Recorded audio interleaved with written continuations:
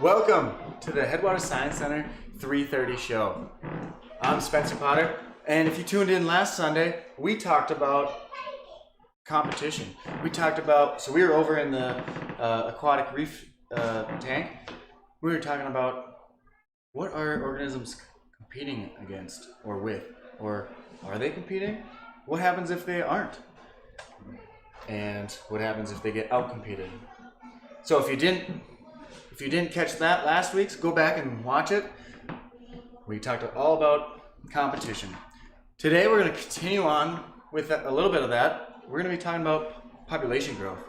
And if you remember from last week, we talked kind of about how is a population able to grow more if they're able to outcompete other things.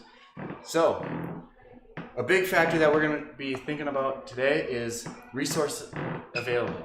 That's going to be one of the defining factors that separate one of our two different types of population growth. So, what are the two different types of population growth? They are exponential and logistic growth. What are they? That is a great question. Exponential.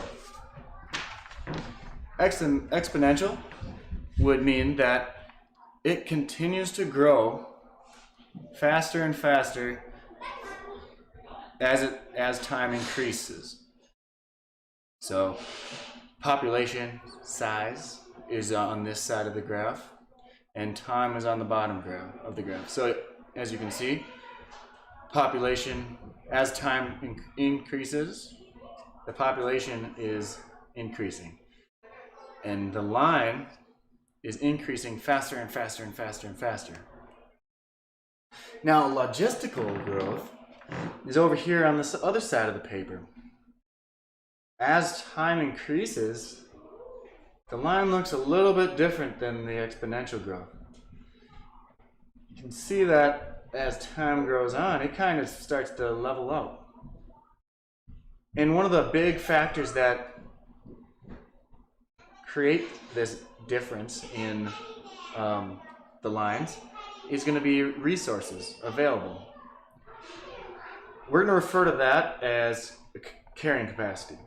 We'll be talking about carrying capacity is how much resources are available to support a certain number of population. So, and you can see that exponential growth does not take into account any sort of carrying capacity. So let's try to represent that with some of our sheep. So these are little plastic sheep.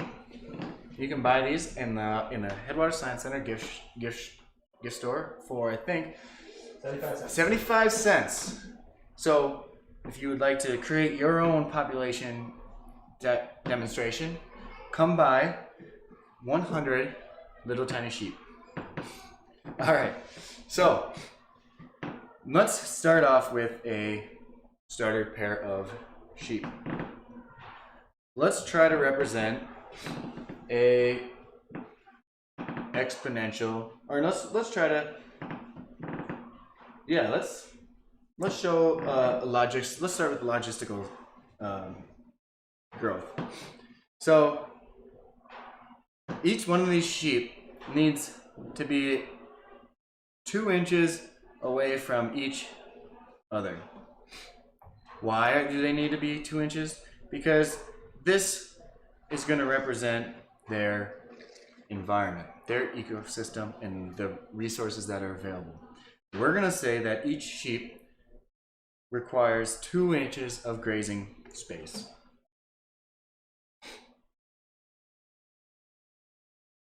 And if you remember from last week, we could see that what would happen if they continued to compete with each other? They would probably start running out of resources. So let's go through another. So let's say that one pair of sheep have two offspring, and then again they have 2 offspring, And again, remember that they all need their specific resources. They all need enough room to live. So they're going through the time's passing. Population numbers are still increasing, just like in our growth.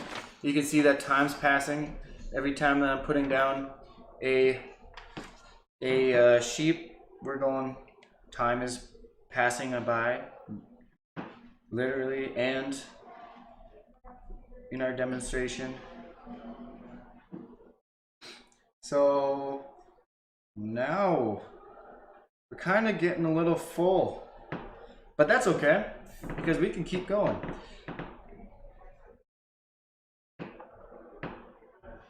Alright, some sheep are not going to stand up, but that's okay. This is just a representation. Let's go with that. Oh, there you go. Alright, just pretend that the laying down sheep are alive. Alright, so now we've got to a certain amount of time. We went through a certain amount of time.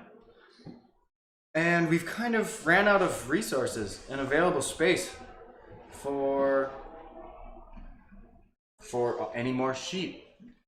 So at that point, our logistical growth of sheep is going to maintain the same. And maybe you're thinking, well, those sheep aren't going to live forever. Okay, well, let's think about this. Let's take out 3 sheep. Say that they died of old age in a peaceful setting. What just opened up? We just opened up the resources for 3 more sheep. And we can add 3 different sheep. And that can continue. We can create room for new sheep.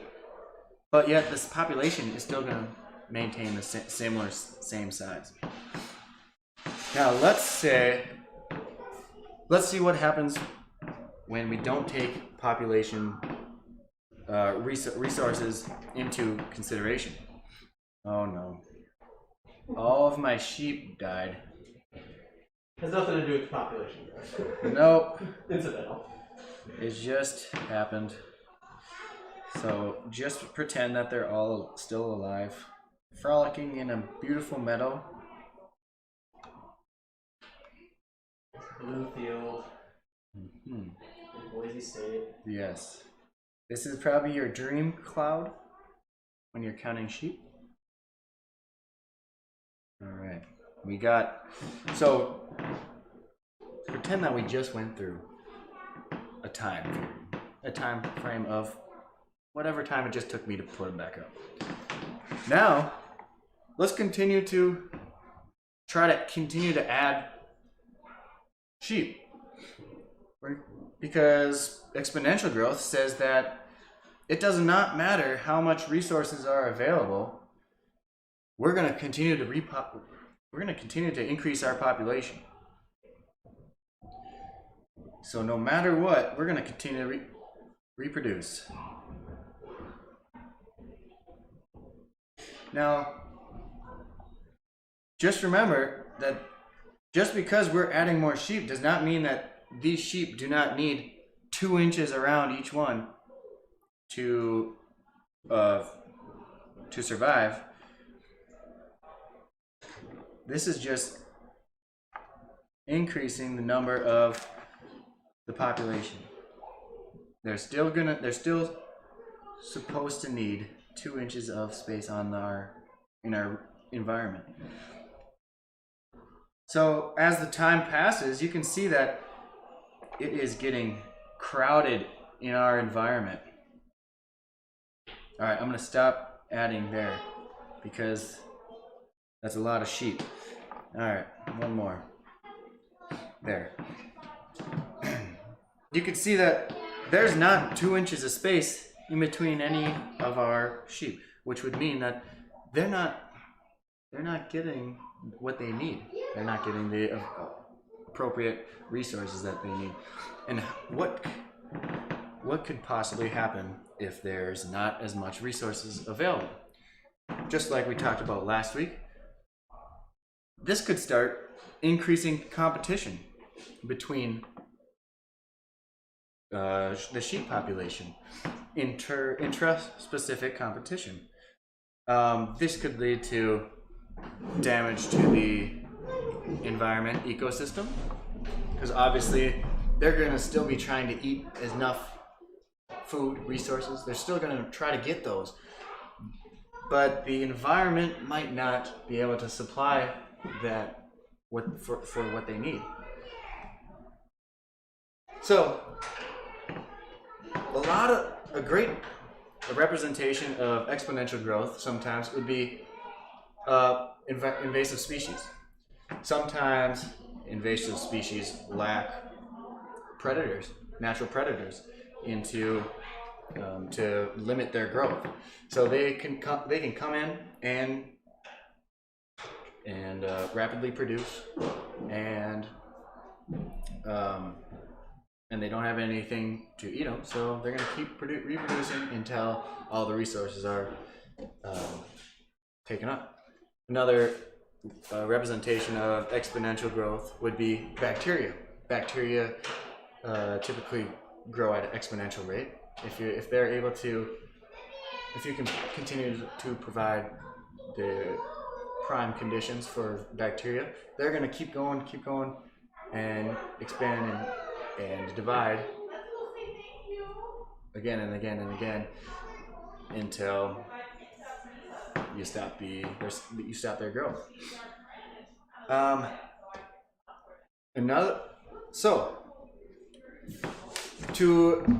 To obtain a stable ecosystem, we're going to say that logistical growth would be a more preferable population growth. But we still see exponential growth in some places, in some species. Thanks for tuning in for the 3:30 Science Center, Headwaters Science Center STEM show.